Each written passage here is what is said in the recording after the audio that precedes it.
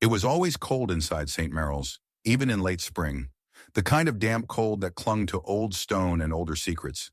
The church, once a place of Sunday devotion and solemn weddings, had stood empty since the early 2000s. Its Gothic spires cracked, its pews swallowed by dust, its stained glass shattered by time and wind. On May 3, 2010, a restoration crew entered the church to begin a long-delayed preservation project.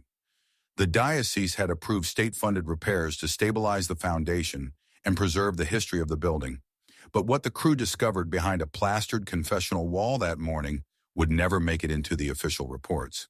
Two cloth bundles, tightly packed and bound with rusted rosary chains, were wedged into a hollow cavity behind the crumbling stone. When unwrapped, they revealed two sets of black and white fabric, nun habits, tattered, discolored, but unmistakably intact. On the collars, the faint embroidered letters, SM and SC.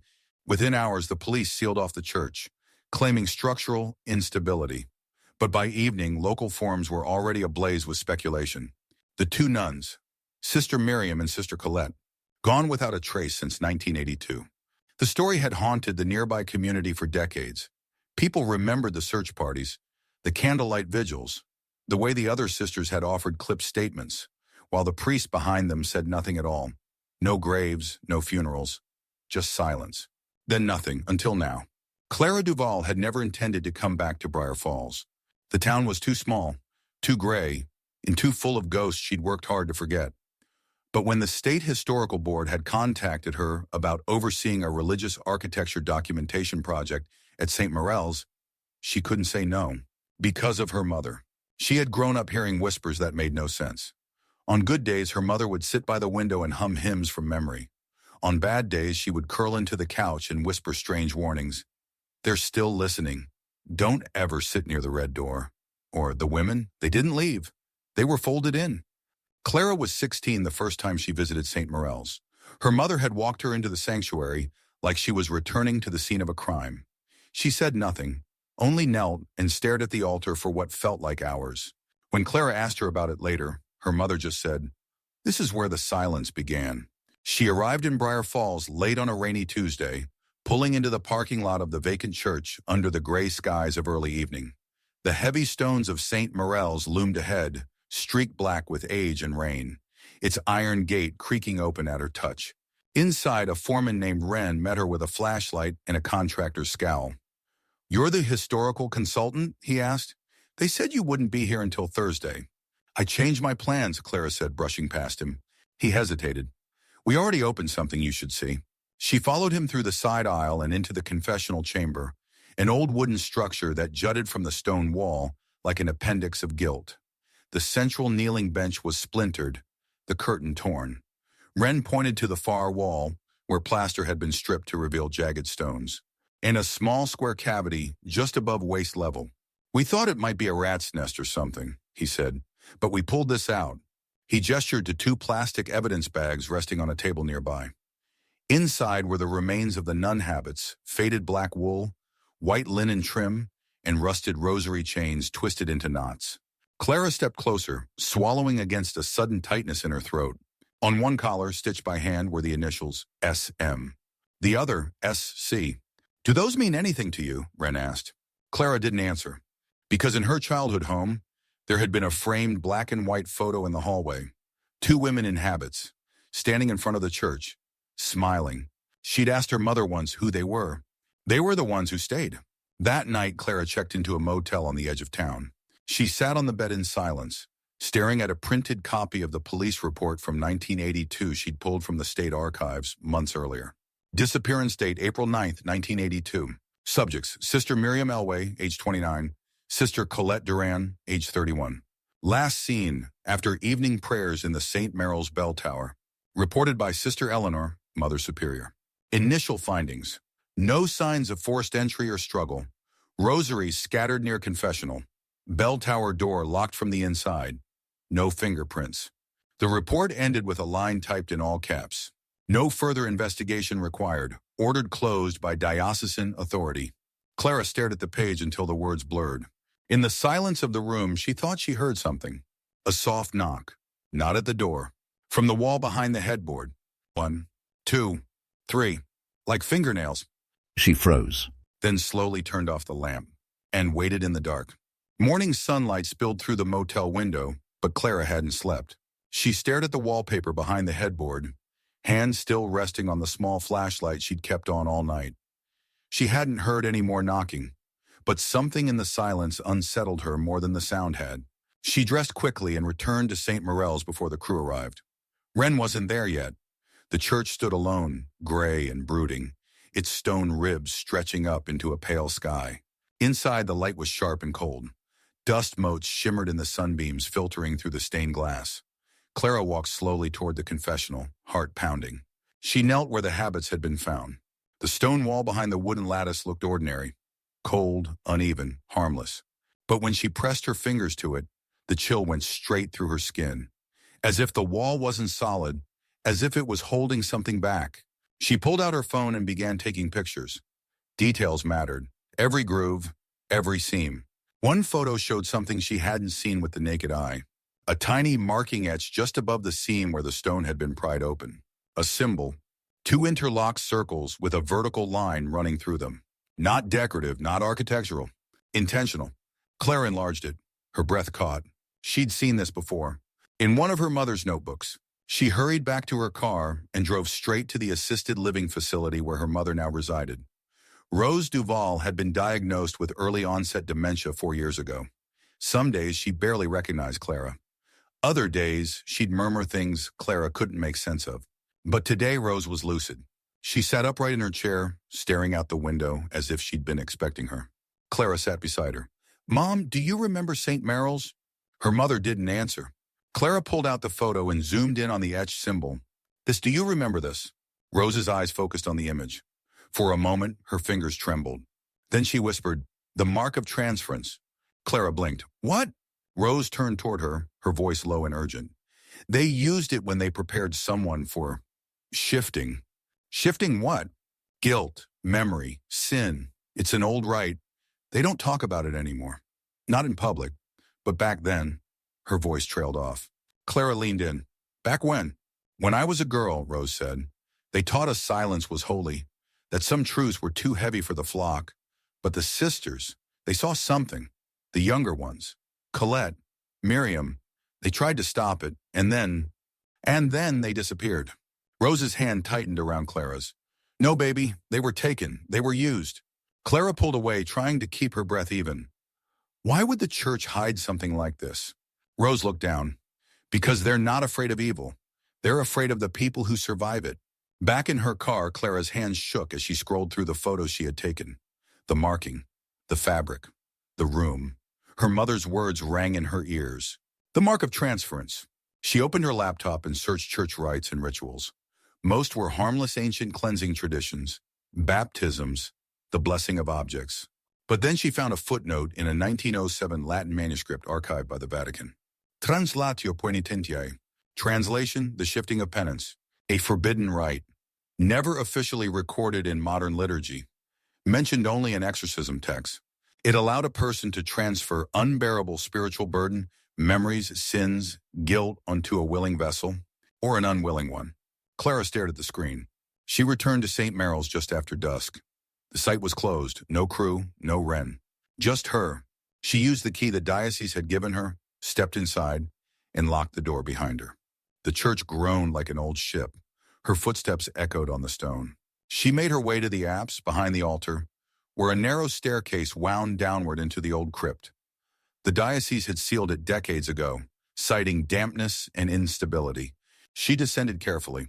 The air grew colder with every step. At the bottom, the hallway widened into a low-ceilinged chamber. Dust clung to everything. Bibles eaten by mice. Candle stubs scattered across the floor. And against the far wall, another confessional. Older, cruder. But behind it, part of the wall looked new. Bricks cleaner than the others. Mortar uneven. As if someone had sealed it more recently. She approached, running her fingers along the seam. Then froze. Scratched into the mortar, nearly invisible in the dark. We are not gone, we are waiting. Suddenly behind her, a soft, wet breath. Clara turned, flashlight jerking toward the sound. Nothing. But then, from within the wall, a voice. Two overlapping. Low female, whispering in unison. Clara. Clara stumbled backward, the flashlight beam trembling in her hand. Her breath caught in her throat. The voice, no. Voices had come from inside the wall. Clear, measured, familiar in a way that sent ice sliding down her spine. She gripped the flashlight tighter and stepped closer to the bricks. "Who's there?" she whispered. Silence. She placed her palm on the wall again. The surface was freezing, colder than stone should be. Her skin tingled. Her pulse pounded in her ears. Then another whisper. "Free us." Clara pulled her hand away like she'd been burned. The flashlight flickered once, then died. She smacked it hard against her palm. Nothing. Above her, the church groaned again. This time, a long, slow creak like something shifting under great weight. She turned and ran. Her boots pounded the old stone steps as she scrambled back up to the main sanctuary, lungs burning. She burst into the nave, slamming the heavy door of the crypt shut behind her. She didn't look back. Not until she was back at the motel, door bolted, lights on, back to the wall. It was after midnight when the email came. From an anonymous sender, no subject line, no message. Just an attachment. A scan of an old page from what looked like a journal. The handwriting was jagged, rushed, and unmistakably female. April 5, 1982. They are beginning the ritual again. We were told not to interfere, but Miriam says this time it's different. She says they're using something alive, something holy. Not bread, not wine, not metaphor. I don't know what they brought into the confessional, but I hear screaming. The wall won't let sound pass above it. But I know. I feel it. Something is moving inside it, waiting to wear someone's skin. At the bottom, Sir Commercial's sister Colette. Clara stared at the screen. Her hands trembled. Her heart raced. She searched the file metadata. No sender ID, no IP trace. Then another email arrived. Same sender. Another scan. A black and white photo. It showed the church crypt recognizable by its arched ceiling and crumbling candle sconces. Two figures knelt before the confessional. Their heads were bowed. One had her hand on the other's shoulder. Both were wearing habits. And behind them, something stood in the shadows, a third shape. Too tall. Its arms wrong, too long, not human. Clara slammed the laptop shut. She barely slept. The next morning she visited the Diocesan Archive Center in town, a brick building tucked between a hardware store and a closed bakery. Inside, a young archivist named Theo met her with coffee and wide eyes. "You're the one from the site," he said. "Ren told me." Clara got straight to the point. "Do you have records from 1982? Internal memos? Anything that wasn't publicly released?" Theo hesitated. "Technically, I'm not supposed to." Clara placed the photograph on the desk. He paled. "That's from the vault," he whispered. "Where did you get this?" Clara didn't answer. Theo stood and disappeared through a rear door. He returned 5 minutes later with a beige folder. Never signed out, never cataloged, but it's real. Inside were letters, some typed, some handwritten, between members of the clergy, dated April 1982. One stood out.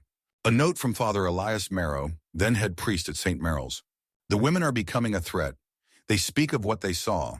They want to go to the press. They say the sacrament is a deception. If they speak, the rite will be exposed. They must be silenced. Better to entomb than excommunicate. No confession, no burial. Let the stone keep them quiet." Clara read it 3 times. "Entombed," she said aloud. Theo nodded. That wall wasn't to preserve, it was to erase. Clara drove straight back to the church. This time she brought tools. The crypt door groaned open like it had been waiting for her. She descended, flashlight and crowbar in hand, the letter stuffed in her coat pocket. She knelt before the new bricks, laid her hand on the same stone where she'd heard the whisper. "I know what they did to you," she said softly. Then she pried loose the first brick. Then the second. Behind it, darkness deeper than shadow. Then hair. Long, matted. Then a face. Eyes wide open. Mouth frozen mid-scream. Sister Miriam. Or what was left of her. Clara fell backward, choking on bile. She fumbled for her phone, aimed the flashlight again. The wall moved. Something behind it. Breathing. Then 2 pale hands pushed forward from the dark. One reached for Clara. Not violently. Begging. Clara didn't move. She couldn't. The pale, outstretched hand hovered inches from her face. It trembled, not with menace, but with exhaustion, like the body it belonged to was barely alive. The fingers curled slightly, reaching not to harm, but to hold. Behind it, the second hand emerged. Then the face. Not Sister Miriam. Another woman, older, emaciated. Her skin clung to bone, her cheeks hollow, lips cracked. Her eyes milky and barely open found Clara and held her there. Clara's flashlight flickered. "Colette," she breathed. The nun blinked slowly, her mouth moving. Clara leaned in. "Run!" The sound came out like air escaping an old bellows, dry, broken, final. Then Colette collapsed forward into Clara's arms. She weighed nothing, a skeleton draped in cloth and time. Clara held her, heart thundering.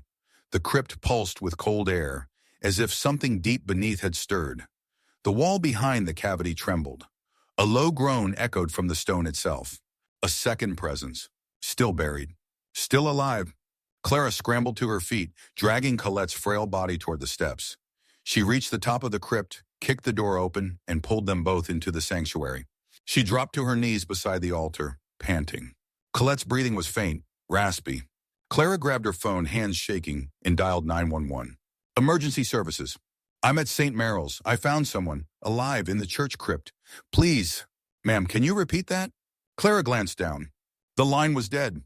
No signal. No service. She looked up and froze. The stained glass windows were bleeding. Slow streams of black, red liquid oozed down the frames, dripping silently onto the floor. The church darkened.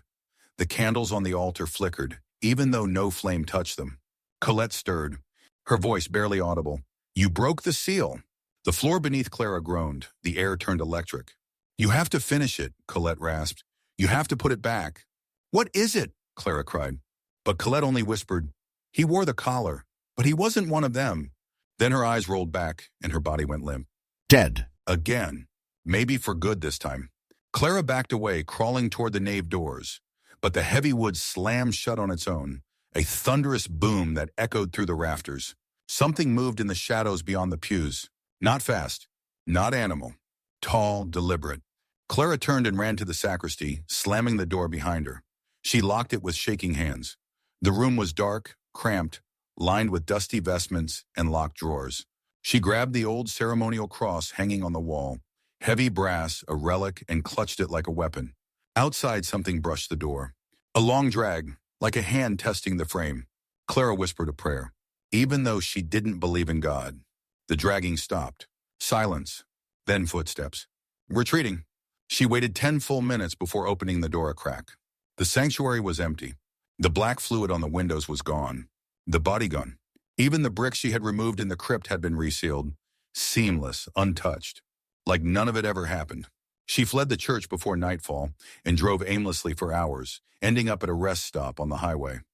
There she sat in the back seat, gripping the brass cross, staring into the dark woods beyond the parking lot. The voice returned. Not from inside the car, from inside her head. He wore the collar. She pulled out her mother's old notebook from the bag. One of the last pages showed a crude diagram, a sketch of the church floor plan, and beneath the altar, marked in red ink, Chamber of Reversal. Another line scribbled beside it, "If opened, the sin becomes the sanctuary." Clara shivered. She hadn't just found a buried nun. She'd found the vessel that once held someone else's darkness. And the ritual had been undone. That meant the burden, the guilt was loose, free. Transference had worked once, but now it needed a new host. And maybe It already had one. She looked at her trembling hands, then back at the cross, and began to pray again. This time not out of fear, but desperation. The next morning, Clara woke in the car, face slick with sweat. A dream still clung to her skin. Colette standing in the center of the sanctuary, arms outstretched, bleeding from her eyes, mouth open in a silent scream. Behind her, a man in a collar made of braided thorns smiled. Not a priest, not anymore. She drove back to town. St. Meryl's was locked tight. Police tape now fluttered across the gates, and a temporary fence had gone up around the perimeter. News had broken. Anonymous source reported that a body female, aged in religious garb, had been found inside the crypt. Local law enforcement denied any danger to the public. The diocese claimed they were saddened by the desecration of a holy site, but no mention of Sister Colette. No confirmation. No investigation. Clara parked a block away and walked the rest of the way in. The fence was easy to slip through. She moved fast, head down, hands buried in her coat. She reached the rear chapel door unlocked. Someone had broken the latch. Maybe the police. maybe someone else. Inside, the church was silent, stiflingly so. The air felt different now, stale, rotting, as if the building itself was decomposing from the inside. She descended into the crypt once more, this time holding nothing but a small black notebook and a flask of blessed salt water, something she'd gotten from a bewildered priest in the next town over. He hadn't asked questions, just handed it over with a trembling hand. The chamber at the bottom of the steps looked undisturbed, but the wall was different. There were no bricks now, just a black archway. Open! The tunnel beyond it yawned downward into absolute darkness. Clara hesitated at the threshold, then stepped in. The air was moist and thick. The walls, slick with condensation, seemed to pulse slightly like breathing. Every footstep echoed, but also didn't, as if the tunnel consumed sound. She walked for what felt like forever, until she reached the final chamber. There in the center stood a stone slab like an altar, covered in deep, ancient carvings. A single candle flickered on its surface, though no flame was visible, and behind it someone stood. Not a ghost, not a vision, a man, wearing priest's vestments, collar crisp, face pale, eyes empty. Clara froze. "You're not supposed to be here," he said, voice like dust over bone. She gripped the flask in her coat pocket. "Who are you?" "I was chosen," he said simply. "They gave me the burden. The nuns tried to stop it, but they misunderstood. We were saving them. By burying them alive?" He smiled. "That wasn't my choice. That was theirs. They volunteered to take it. They offered themselves to keep it here." She stepped forward, breath sharp. "You transferred your guilt." "I transferred everything," he said, stepping around the altar. Now she could see his hands stained black, fingertips cracked and bleeding. His collar shimmered strangely, like it was made of stitched leather, human leather. "You know what happens now, don't you?" he said. "Once the seal is broken." "I already resealed it." "No, you moved it. You carried it out with you." She froze. "You opened the wall. You touched the vessel. The rite completed itself. You were marked the moment you heard them call your name." Her pulse thundered. "No," she whispered. "Yes," he said gently. He stepped closer. She hurled the flask. The blessed water burst across his chest. Steam hissed from his robes. He screamed not in pain, but in something worse. Loss, like he'd been torn from something vital. The stone altar cracked. Blood leaked from the grooves in the carvings. Clara turned and ran. The tunnel twisted as she sprinted, the darkness clawing at her vision. Behind her, his voice echoed distorted, rising in pitch. "You carry it now, Clara. You opened the gate." She reached the stairs, slammed the crypt door shut behind her, and collapsed in the nave, gasping for air. The church groaned again. The air shifted. Outside, the bells began to ring. No one had touched them. No one had pulled the rope. They rang by themselves. Once, twice. 3 times. She stumbled out the front doors into daylight, clutching her chest, tears streaming down her cheeks. She had escaped, but she hadn't left it behind. The following week passed in a blur. Clara didn't speak to the press. She refused interviews, ignored emails from reporters, and left every call from the diocese unanswered. She didn't even respond when the local sheriff's department reached out, asking if she'd seen anything unusual during her historical review of St. Morel's. She said nothing. She hadn't slept more than a few hours at a time since that night. Every time she closed her eyes, she saw Colette's face, the way her lips had moved with that final warning. Run. Every time she blinked, she saw the priest's pale smile eyes hollow, hands outstretched like he was ready to pass something into her palms. And now she felt it. At first it was just a weight, a pressure behind her chest like holding a breath she couldn't release. Then came the cold. Even under sunlight, even in summer air, she felt it clinging to her skin just beneath the surface. A second heartbeat, a silence that pulsed. One morning she awoke to find her bathroom mirror fogged, though she hadn't used hot water. In the center of the glass, a single word traced by an unseen finger. Confess. She scrubbed it clean, threw away the mirror, bought a new one. The next morning, it was there again. Different word. Host. She began keeping all the lights on at night, moved her bed away from the wall, slept with a rosary under her pillow, not because she believed, but because it was the only thing she hadn't tried. Then one night, she heard footsteps in the hallway outside her apartment. Slow, heavy, intentional. She looked through the peephole. No one. But a shadow passed across the floor just beyond her door. She knew what it meant. It hadn't stayed at St. Morel's. It had followed her home. A month later, St. Morel's was closed permanently. The diocese issued a brief statement citing unresolvable foundational damage and respectful closure of sacred grounds. No mention of the recovered body. No mention of the sealed wall or ancient symbols or the sacrificial rite buried in stone. The town of Brier Falls quietly moved on. Some people asked questions. Most didn't. But the rumors started again. Voices in the confessional. Candles lighting themselves. And once, just once, a child claimed to see a sad woman in black weeping behind the altar. Her hands folded in prayer, her mouth sewn shut. The priest said it was imagination. But he ordered the back chapel sealed with brick. Just in case. Clara now lived in a new apartment, 3 cities away. She worked remotely, mostly research, rarely leaving home. She saw a therapist weekly, though she hadn't told her everything. How could she? How do you tell someone? I carry something that once lived beneath stone. I set it loose, and now it sleeps inside me, waiting for my weakest moment. She looked normal. But every time she passed a mirror, her reflection blinked just a moment too late. A new Catholic boarding school opened in the Northern District. Bright hallways, fresh paint, eager students in uniform. Parents lined up outside, thrilled to enroll their children in a place with tradition. The chapel at the heart of the campus was designed in tribute to Gothic architecture, tall arches, stained glass, rows of dark wooden pews. It was consecrated by a new bishop, one not from the town, one who wore a bright white collar and had hands far too pale for his age. After the blessing ceremony, the bishop walked to the altar alone. He pressed his fingers against the base of the stone, then slowly turned. Smiling. That night, a janitor cleaning the chapel found something strange under the last pew. A piece of fabric, black, aged and trimmed in white linen.